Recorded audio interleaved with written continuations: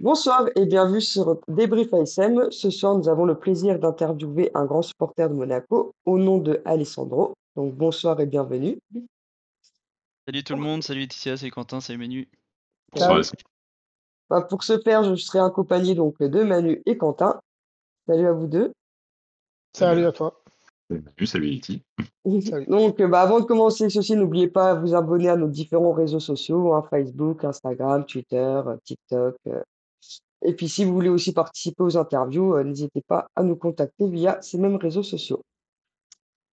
Donc voilà, pour commencer, on va commencer par la petite question traditionnelle, c'est depuis quand et pourquoi es-tu fan de l'AS Monaco, Alessandro?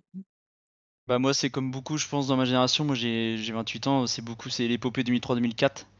En fait à l'époque aussi, faut le rappeler, c'est qu'on avait des matchs en clair sur TF1 et du coup les Julie, les Morientes passaient en semaine sur TF1 donc voilà, c'est parti de là l'amour pour l'ASM. Il y a aussi un Nantes-Monaco, parce que moi j'habite près de Nantes. Il y avait un Nantes-Monaco fin novembre, alors personne s'en souvient je pense. Mais du coup, à la maison, tout le monde était pour Nantes parce qu'on habite proche de Nantes. Et puis moi, je me suis dit, je vais être pour les autres. Et les autres, c'était la SM. Et on avait gagné 1-0 avec Bernardi à l'époque. Et puis après, je les ai retrouvés effectivement sur TF1. Parce que la phase de poule, c'était sur Canal de mémoire. Donc à l'époque, nous, on n'avait pas Canal. Donc on les a retrouvés sur TF1 en 8ème contre le Lokomotiv Moscou. On s'est fait peur au retour, mais c'est à partir de là où j'ai Ouais. commencé vraiment à suivre la SM, quoi. C'est souvent des épopées qui font aimer la SM, je pense, hein. C'est souvent comme ça. Ça sera moins le cas, je pense, avec 2016-2017. Alors je pense qu'on a quand même récupéré des jeunes supporters à cette époque-là parce que c'est une belle époque aussi. Mais il n'y avait pas de match en clair. Tous les matchs de Ligue des Champions étaient sur Canal ou peut-être BeIN. Il y avait Canal sûr. Donc c'est plus compliqué d'avoir accès au foot, quoi. Ah oui, ça c'est sûr. Après cette année, je pense qu'on va être suivi aussi avec Pogba. Bah ouais, ça va Je pas être la pense même qu'il va amener génération. des jeunes. Ouais, c'est Ouais. ça. Ouais. Ouais, mais est-ce qu'ils resteront après son départ? Oui, J'en suis moins sûr. Tu vois, c'est plus des suiveurs de joueurs maintenant que des suiveurs de clubs, quoi. Les c'est générations ça. les plus Et jeunes. là, pour X, comme on dit. Ouais. Ouais. Je te remercie. Je vais laisser la parole à Manu et à ses questions. Alors, si tu devais changer quelque chose à Monaco, qu'est-ce que ce serait?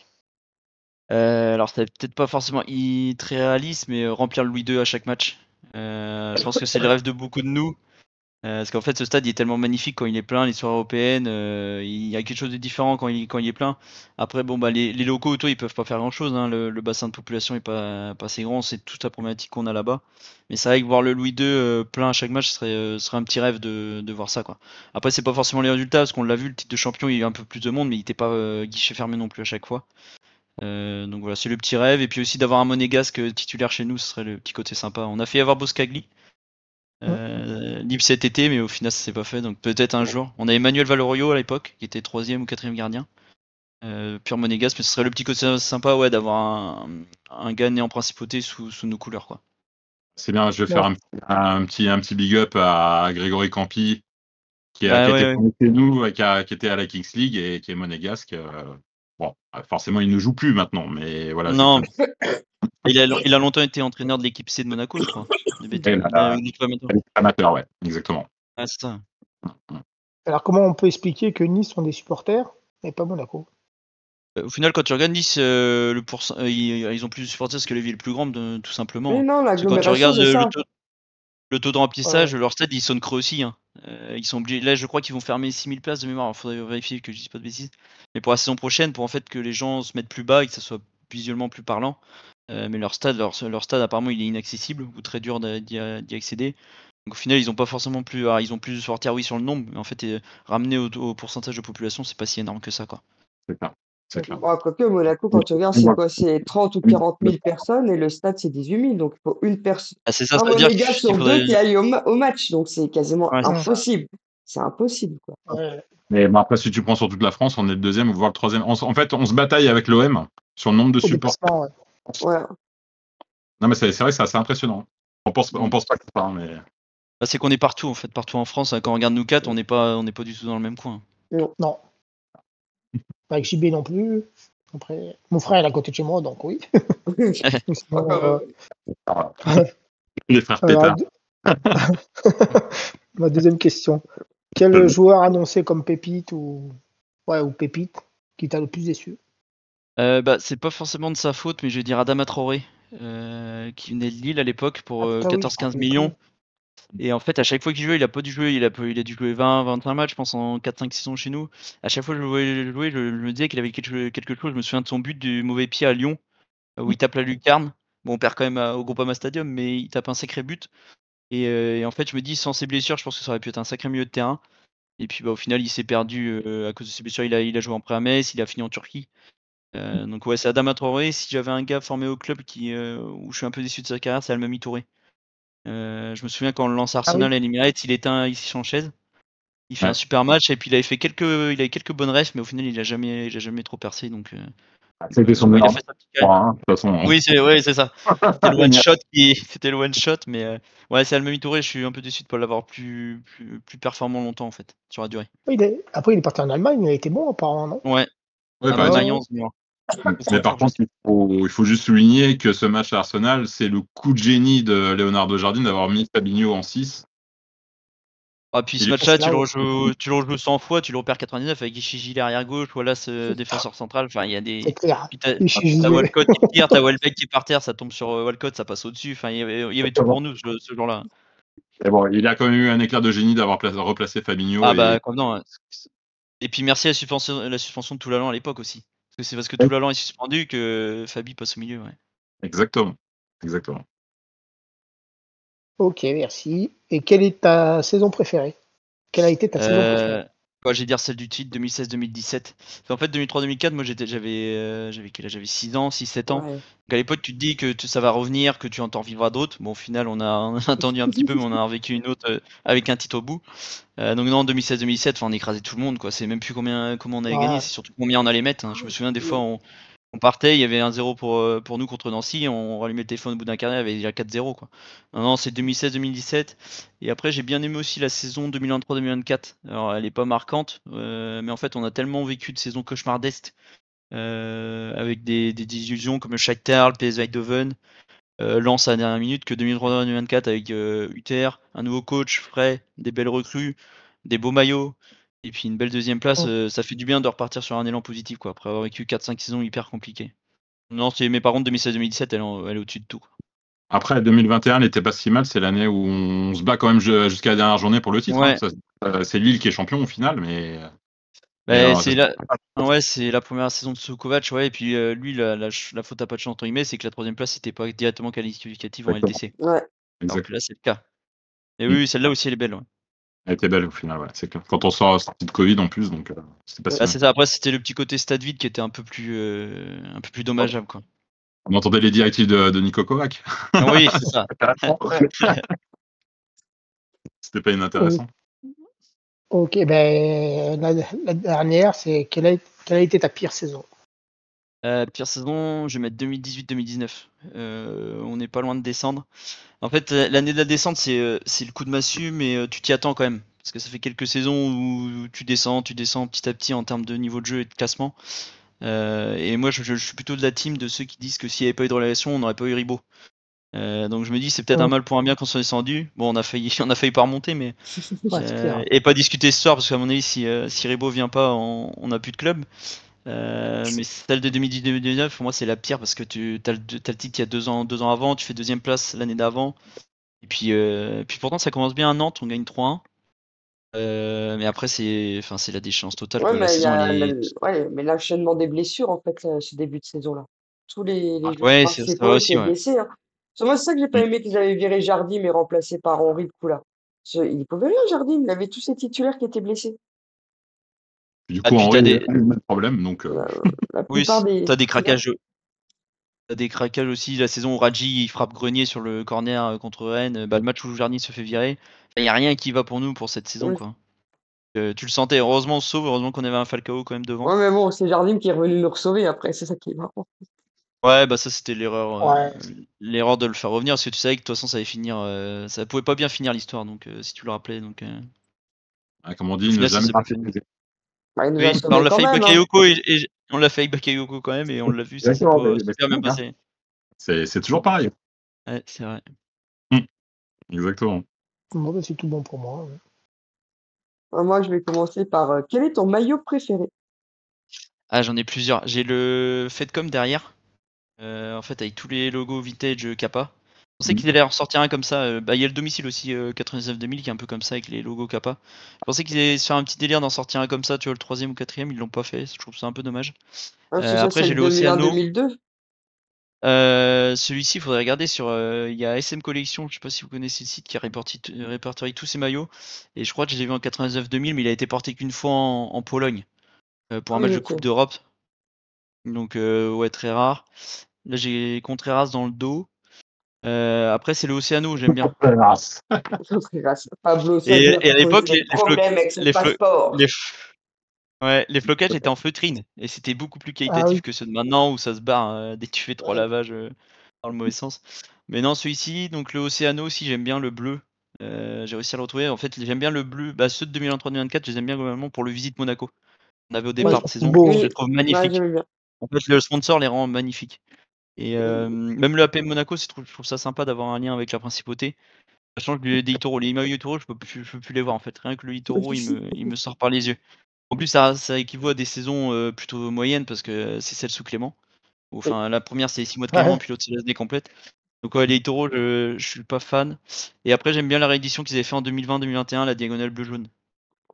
Moi, j'aime bien celui-là. La première année de Kovac. J'aime bien celui-ci aussi. Hein. J'ai réussi à choper le short de l'époque, Marco Simone, Oui. quand on l'avait en 89-2000. Donc ouais, j'aime bien, c'est mes maillots préférés ceux-là. D'accord. Ok. Donc maintenant, tes 5 joueurs préférés que tu as vu jouer ou pas, mais bon, vaut mieux que tu aies vu jouer. Ouais, je vais dire quand même ceux que j'ai joué, c'est plus cohérent. 5ème, je vais dire Thomas Lemar. J'adorais sa patte gauche. Et son petit côté introverti, où en fait, tu voyais que le gars était gentil intrinsèquement. Donc ouais, je vais dire Thomas Lemar. En fait, je pensais qu'il allait faire une carrière plutôt à Barcelone en relayeur. Et puis bah, il est parti dans le mauvais club et puis bah, c'est fini quoi. J'espère que pour lui qu'il connaîtra une ou deux saisons quand même. Mais ça a l'air compliqué, ouais. Thomas Lemar, ça c'est gros à fate. Après j'ai du Gaël JV, capitaine. Bon, moi je suis allé au stade en fait la première fois à Monaco, Louis II c'était lui le capitaine. Après en 3ème je mets Falcao pour le titre, même si l'histoire était mal partie au départ. Mais Ouais. pour sa saison du titre, son coup franc contre Dijon. Les deux. Bah, le premier c'est Dirard qui la pousse au fond, mais oui les deux en soi. mais bon. Oui, on est d'accord. Qui fait le truc, quoi. Ouais, ouais. Mais ouais, Falcao, 2ème, bah, Morientes, obligé. Ok. Et puis bah, premier, Ludo Julien. C'est bien. Julien et Morientes, c'est les deux qui m'ont fait aimer l'ASM, donc je suis obligé de les mettre. C'est bon. Alors maintenant, un peu plus compliqué, ton 11 idéal, justement, de toutes les époques que tu as suivi le Monaco. Alors, Avec je l'ai un coach. préparé, Avec entraîneur, Avec un le coach. choix tactique, avec le coach, ouais, et le choix bien tactique. sûr. Ouais, Mais je vous ai tout préparé. J'ai même, tu t'en dis, hein. j'ai même fait 3 11 idéal, mais alors je vais vous expliquer les 11. Parce qu'en fait, Vas-y, le vas-y. premier, c'est le 11 idéal, mais il y a, la plupart, en fait, c'est des joueurs de 2003-2004 et 2016-2017, c'est un mix entre les deux. J'en ai fait un donc comme ça. J'en ai fait un où il n'y a pas un joueur de 2016-2017 et 2003-2004. Donc ça rappellera des souvenirs sûrement à certains. Et j'en ai fait un des flops. Si on a le temps, on pourra faire les flops Oui, aussi. Allez, Ça vas-y. rappellera des ouais, noms. pas de souci. Ah, je l'ai fait, voilà. L'équipe Oh pipe, putain, les flops. je l'ai fait. Ouais, l'équipe pipe, ouais. Je l'ai fait. Euh, J'étais passé sur RMC pour moi. C'était marrant. donc, bah, on va voir si on a les mêmes. Mais bah, après, toi, tu as peut-être des générations aussi, peut-être d'avant aussi. Avant, il y en a peut-être Alors, quelques-uns non, mais qui moi, étaient j'ai avant. fait le monde historique, moi. C'est-à-dire, il y a des joueurs que j'avais pas vu jouer, mais bon, Ok. un mec comme Delionis, ça, pour moi, c'est, voilà, je suis Oui, obligé. bah c'est pour ça. Moi, je l'ai pas mis, mais t'es obligé de le mettre. En soi, c'est comme Je comprends, Aritori. Moi, j'ai pas connu, mais je comprends. j'étais obligé de mettre des légendes comme ça. Donc, j'ai mis Euh, Subasic dans les buts, du coup. Ah ouais. Parce Ok. que c'est un gardien que le gars, tu te chopes en Ligue 2. Et tu montes avec, tu vas gagner le titre avec. Enfin, l'histoire est belle. J'ai même D'accord. hésité. J'aurais pu mettre Roma, mais j'ai même hésité avec Ruffier à un moment. Parce que Ruffier, en fait, il nous sauvait tellement de matchs à l'époque. Ouais, c'est vrai. C'est juste Ouais, que bon, mais son l'histoire, elle se départ, moi, termine mal avec voilà. lui. Voilà, Bah son voilà, c'est ça. départ, il est moche. Je suis trop bien Voilà, pour la c'est vrai. Ligue 2. Je m'en vais. Voilà. Comme à l'époque, Yohan Molo qui avait vidé son casier alors que la veille, il voulait dire qu'il voulait remonter l'ASM avec lui. Donc, arrière droit, j'ai mis Fabinho. Alors, je suis en 4-4-2, hein, parce que généralement, on gagne nos titres de champion en 4-4-2. Toujours. Ouais. Du coup, j'ai mis Fabinho pour me libérer une place au milieu. Et puis, je me dis que Fabinho arrière droit, c'était quand même plus que Pas des deux. correct. C'est juste que bon, il était meilleur milieu, mais on l'a découvert un peu trop tard. Avec ce droit, j'ai mis Glick.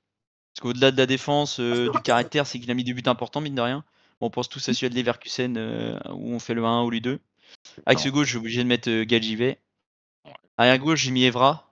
Parce que tu vois, Benjamin Mendy, je peux pas le mettre sur une saison, c'est trop peu. Donc j'ai mis Ouais. Evra.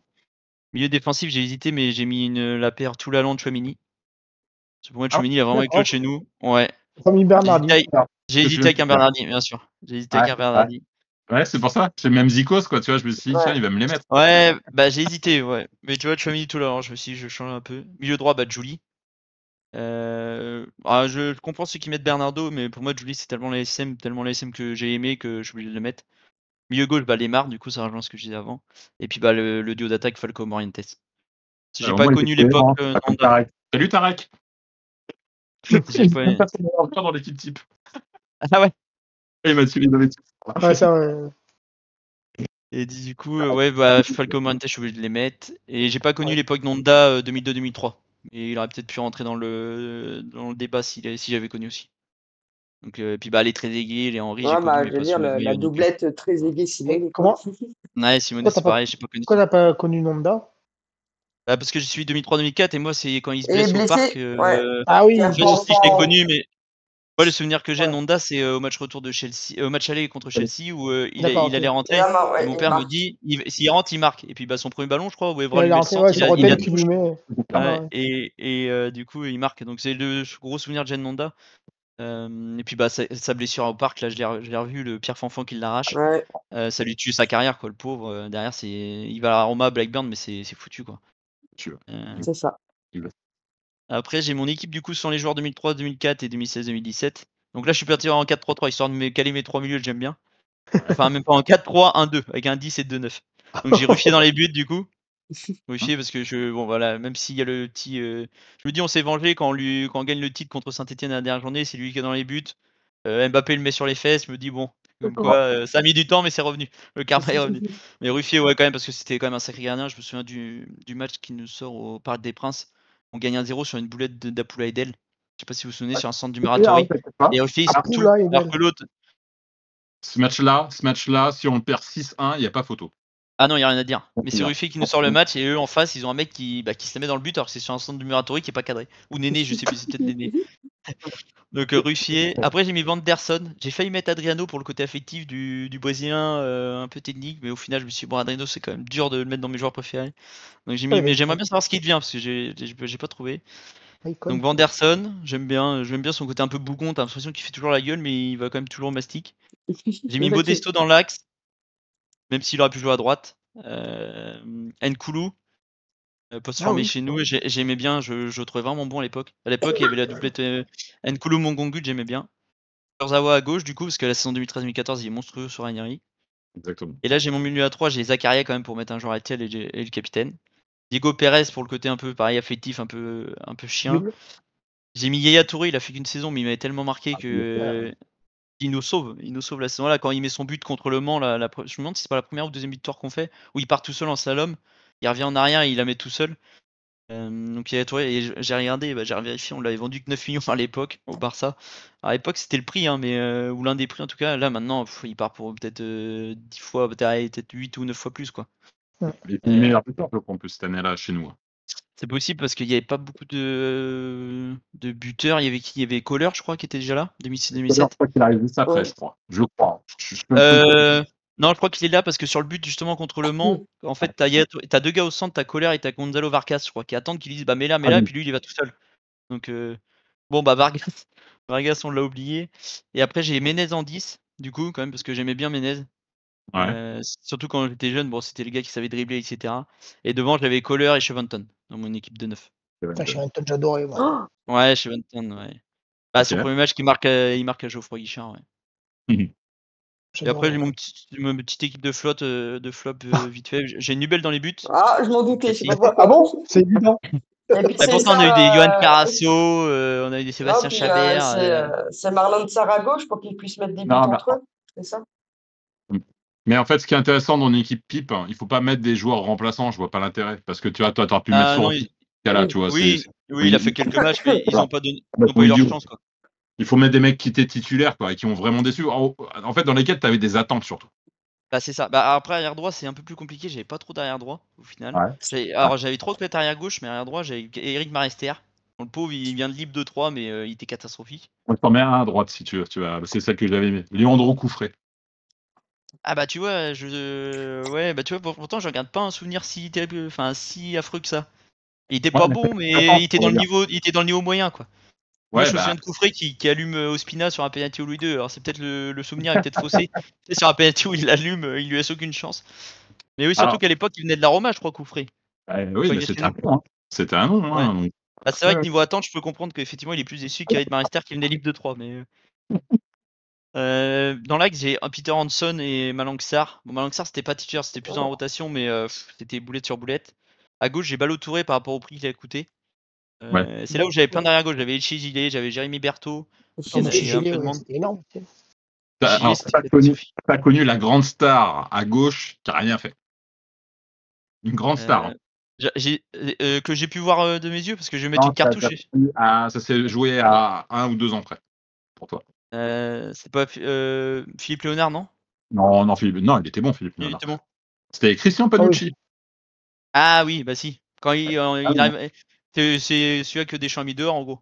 exactement. Ouais, bah si, j'ai entendu parler. J'ai jamais vu effectivement de mes yeux, mais je crois que t'avais parlé de Julien Serrano. Je me suis dit, le pauvre, il va prendre une cartouche pour. Après, au milieu, j'avais Gary Koulibaly, Stéphane Dumont. Bon, les milieux, en vrai, je le regardais, on n'a pas été si mal fournis que ça. Hein. Pas de mal. Après, pareil, ça s'est pas joué à grand chose pour que tu les aies vus jouer. Quoi. Ça s'est joué à la première année de Deschamps, où il les a virés. En fait, c'était Vladimir Jugovic. Ah oui, ouais, ok. C'était quoi lui comme nationalité, ça C'était me parle? un milieu défensif. Ok. Et la nationalité? Sa nationalité, c'était quoi? C'était un ancien. Il y a Pelé ou Gosso. Un Gosso, Serbe, je sais pas si vous vous rappelez. un Croate, je sais pas, je dirais un Serbe. Déjà. Ok. Et bon, Bah, il avait Pelé. été champion avec la Juve et tout, hein, c'était un grand Ah nom. oui, il y avait un Pelé, palmarès quand même. Ah, Pelé, il ouais, n'a pas Bah, beaucoup joué. Pelé, il Ouais. avait pas beaucoup joué, mais il a quand même coûté Ouais. 10 millions. Bah après, tu pourrais faire une équipe comme ça, un peu fantôme qui a pas beaucoup joué, qui a coûté cher. T'as Arthur Zagré à gauche, qu'on n'a jamais joué, qui a coûté 10 millions. T'as Marcelin derrière qui a coûté 10 millions, qu'on n'a jamais vu sous notre Ah oui, maillot. Marcelo. Donc tu vois, tu pourrais faire des équipes fantômes. Et, D'accord. et du coup, Gosso, je voulais pas le mettre, ses petits côtés affect. Je me suis dit, ouais, j'aimais bien aussi. T'es un peu naïf quand t'es jeune, tu vois les joueurs de foot un peu comme des magiciens. À droite, j'ai Nasser Chadli. Donc là, il n'y a pas trop de débat. À gauche, j'ai Adama Diakabi. Il y a Barzati aussi, on aurait pu mettre. Ou Barazzi, comment il s'appelait? Ouais, Barazité, ouais. Ouais, mais c'est pareil, je me suis dit, on l'a pas assez vu pour le mettre, pour le Ouais, mais bon. mettre une cartouche. Mais c'était le plus gros transfert à l'époque Ligue 2, ouais, de mémoire du mois de janvier. Ouais. Et Adama Diakabi, bah du coup 10 millions à Rennes quand même, juste pour un bon match contre nous. Parce qu'en fait, il a joué contre nous le dernier match du titre. Quand tous les joueurs de chez nous avaient les cheveux colorés, etc., et qu'ils étaient partis faire la fête à Rennes. Et Diakabi a mis un doublé. Jardim, il s'est dit, bah, il est trop bon, on va le prendre. Et puis, bah, on a vu la catastrophe. Après, lui, ça va, parce qu'on a réussi à le refourguer à Huddersfield pour la même somme. Donc, on n'a pas perdu au champ, mais on a juste perdu une saison avec. Et après, devant, j'ai un duo d'attaquants qui fait peur. Bon, j'ai Myron Boadou. Bon, je tire un peu sur l'ambulance, mais je suis obligé de le mettre. Et Lassina Traoré. Lassina Traoré, Ah ouais? moi, c'est le pire attaquant qu'on ait eu. Non, il y a pire. Hein. Attends que je cherche. Mais en fait, il faut des noms, quoi, tu vois. Parce que bon, si tu vas te dire un mec. Non, mais attends. Oui, Moussa Silla, c'était un jeune. Bon, il marque un but sans faire à Caen, il marque le doublé. Je suis sûr que je vais trouver. Attends. Et Lassina Traoré, moi, je pouvais plus. Vieri, moi. Ah, dans l'after. C'est quoi? T'as mis qui? Vieri et Christian Vieri. Vieri, ah ouais, bah Vieri, je peux pas le mettre parce que il a dû mettre 15 sauf doublé chez nous et j'y étais au stade. Et il nous fait gagner à Rennes. Donc je peux pas le mettre. Juste par principe. C'est à une époque, on était la maison de retraite. À une époque. Ah bah ouais, ça m'étonne pas. Et des Divayo, machin. C'est bon, c'était le mur. Divayo, il avait aussi un CV lui à l'époque, parce qu'il venait de Valence, il a joué à la Juve. Ah oui, c'est ça, c'était des grands noms. Des grands noms.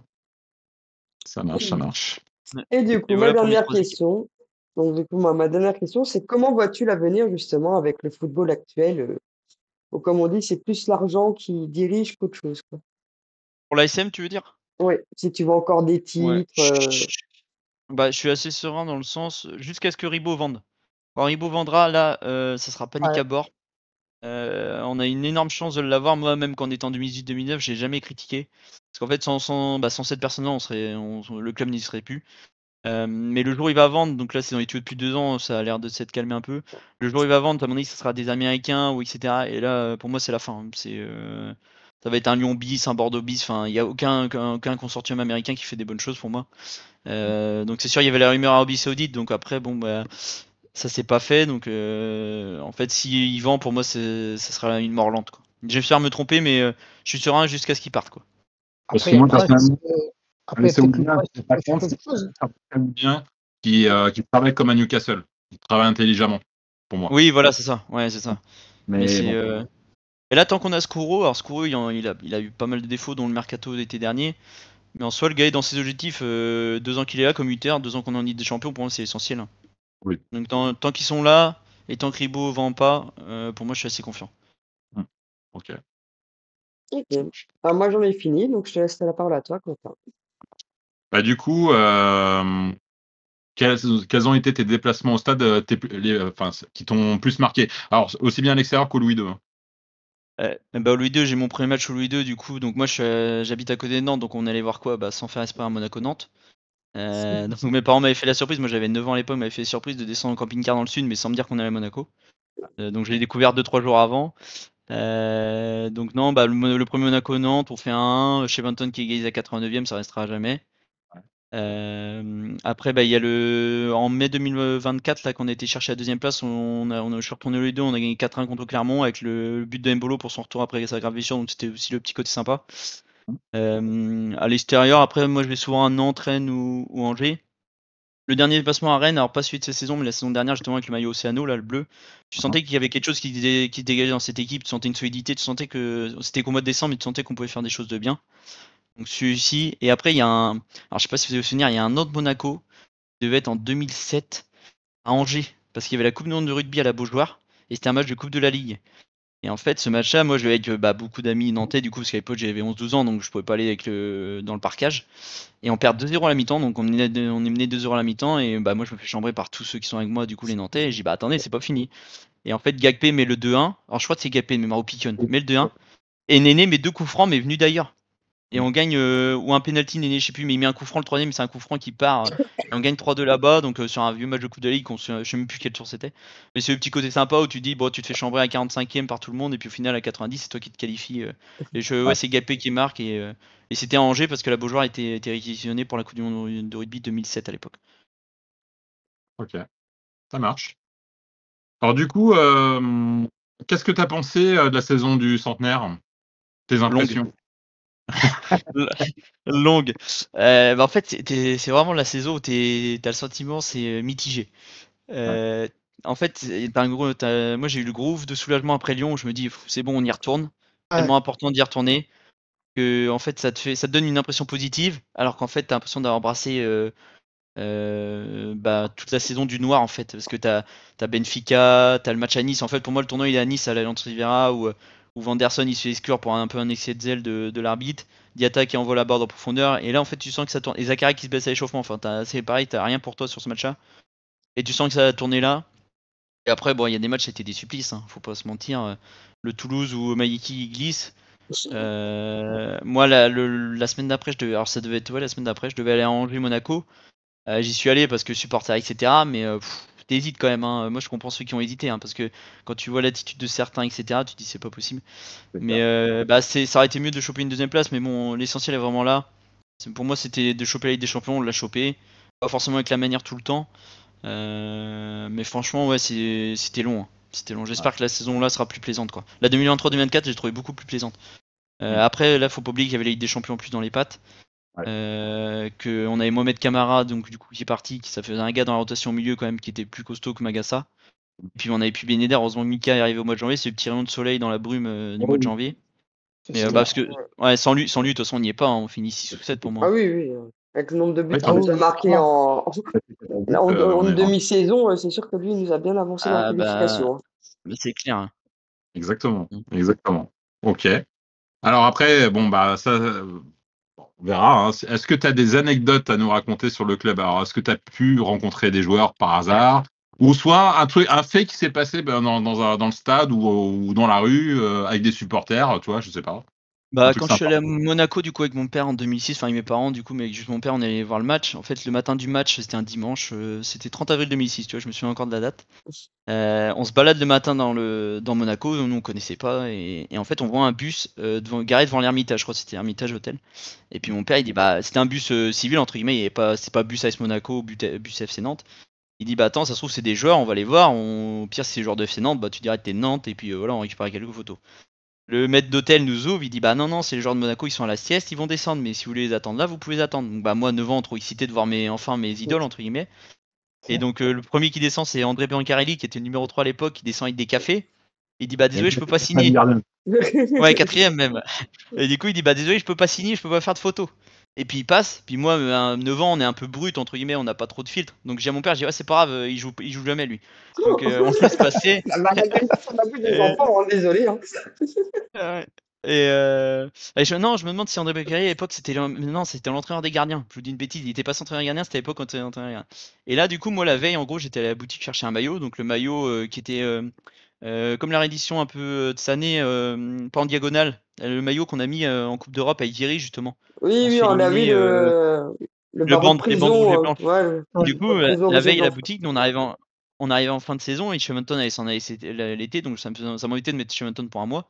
Donc je me suis dit, je vais mettre Gaël Givet pour le capitaine. Je me suis dit, au moins lui restera. Et puis bah là, Givet qui descend de l'hôtel, qui descend du couloir d'hôtel. Donc bah moi, je sais plus parler, je sais plus où me mettre en plus à 9 ans. Donc mon père dit, bah est-ce que c'est possible de faire une petite photo et tout. Lui, il a dû halluciner de voir un gamin de 9 ans avec son maillot parce qu'à l'époque, bah tu mettais que les attaquants quoi. Oui, Et c'est vrai. ce qui est toujours le cas à peu près.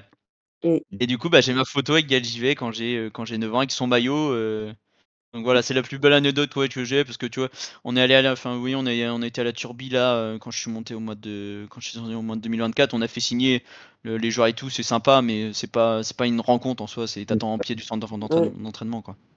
Ok, qui attend ça les marche. voir, pas comme à l'hôtel. Oui, voilà, c'est ça, ouais. Donc, dernière question avant ton supplice du quiz. Euh, quel est le dernier match que tu as vu à la télé où tu as eu les poils? Tu as eu la belle chair de poule? Bah après moi, faut savoir que j'ai les matchs à fond, donc le Monaco-Lyon, j'ai l'impression d'avoir gagné la Coupe du Monde. Hein. Moi, je préfère que l'ASM gagne un match à 3 points que la France gagne une Coupe du Monde. Hein. Surtout Je Lyon. suis aussi- ah ouais, Lyon. Surtout Lyon. ouais, en plus, c'est à ce point. Mais sinon, le match où j'ai vraiment ressenti un groove de soulagement, peut-être, où je pense que c'est le Monaco-Saint-Etienne. Voilà, tu sautes de ton canapé, tu gueules quoi, parce que t'as Ah, mais je saute sur tous les buts, hein. Même le but d'Elie Kena, le 3-1 à Strasbourg qui sert quasiment à rien, je saute, hein. Je cours dans la cuisine. Mais non, le match où j'ai eu le plus de bonheur, je pense, après la victoire, c'est le match contre Saint-Etienne où on gagne le titre officiellement. Où en fait, je me dis, bah, j'aurais vu un titre de mes yeux, de mon club, quoi. Je pense qu'il y en a qui vont jamais ça avec leur club. Moi, je me dis, bon, bah, c'est bon, il peut tout arriver. Bon, j'ai peut-être pas été trop vite parce qu'on a fait descendre 2 ans après, mais je me suis dit, au moins, c'est fait. J'aurais connu un titre de champion de France avec mon club. Donc, non, c'est le Monaco-Saint-Etienne, ouais, je pense. Moi, je me dis, putain, j'ai de la chance, j'en ai vécu 4 quand même. Bah, Moi, ouais, non, de- mais c'est clair. moi, de- Moi aussi.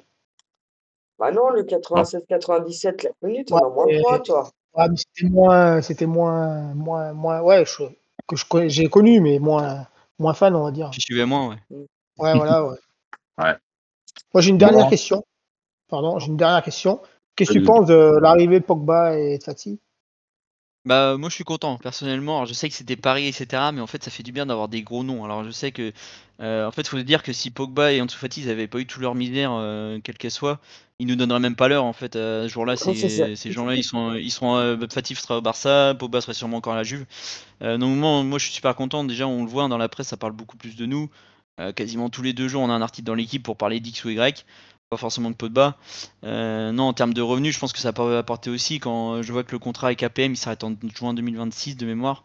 Je me dis que des arrivées comme ça peut inciter des sponsors, donc plus d'argent, donc avoir des meilleurs joueurs en fait. Pour moi, c'est un cercle vertueux. Après, on verra ce que ça donne sur le terrain. Mais même dans ce rôle de grand frère pour Pogba, dans ce rôle de grand frère, il va énormément apporter, ça c'est sûr. Après, pour Ansu Fati, bon, moi ce qui me dérange, c'est le fait qu'il y ait une clause de rachat de 28 millions du Barça. En fait, je me dis, s'il réussit, bah, tant mieux pour nous, on l'aura eu qu'une saison et on aura gagné 17 millions entre guillemets de bénéf sur un joueur. Et puis bah, s'il réussit pas, on aura perdu 6 millions de salaire quoi. Mais non, je suis plutôt content des deux. Même si je peux. Alors moi c'est ça qui me fait rire, c'est qu'on parle beaucoup d'eux.